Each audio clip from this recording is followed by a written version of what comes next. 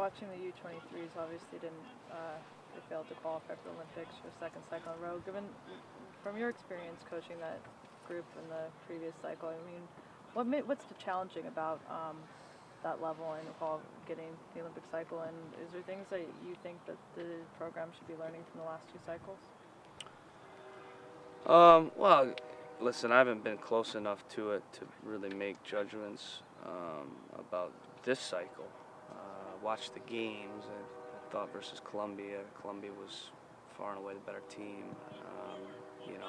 Honduras was the tough one, because that's a result that they should get, and that would have put them in the Olympics. So I think they got caught off guard a little bit.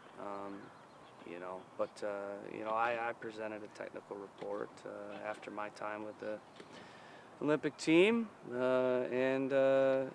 so I had my tenure, and I lost one game in 5 months, and that's the cruel thing about a national team job, is it comes down to usually one game, and if you lose that game, then you've not done a good job.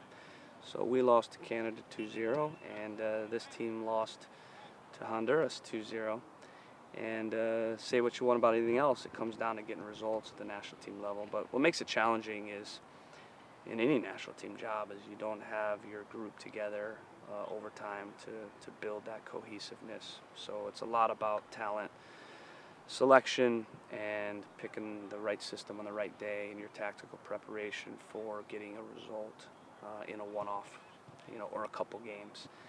And so, similar to last cycle, I mean, you can be good, in the group stages like they were this cycle, but they lost one game.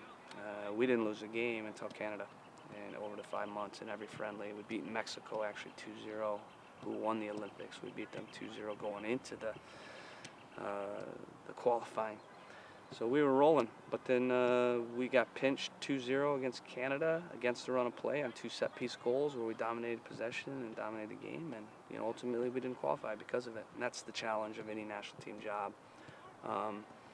But specifically with the 23s, I think what makes it even more challenging is oftentimes you don't get the best guys in the age group.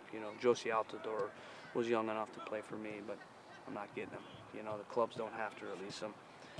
And there were others, and similar. Yedlin could have played, but they needed him with the national team. So you don't always get the best guys in the 23 cycle. Whereas a lot of the CONCACAF teams, they get their top guys because it's such a huge, kind of priority. The other challenging thing is just the format of the qualifying. It's a really challenging format with a lot of games and really short, tight window. Tough. Obviously, I wasn't, on the coaching staff in this one, but I know how it feels, and it's not a good feeling. And I know the players and I know the coaches will feel very, very disappointed, like I felt disappointed in 2012. But the positive, after my work and cycle, is there were guys that ended up bumping up to the senior team and doing very well, and I think that needs to be the positive, hopefully, with this cycle as well. But unfortunate that they don't get some extra games, international games, and unfortunate that our country is not a part of the Olympics.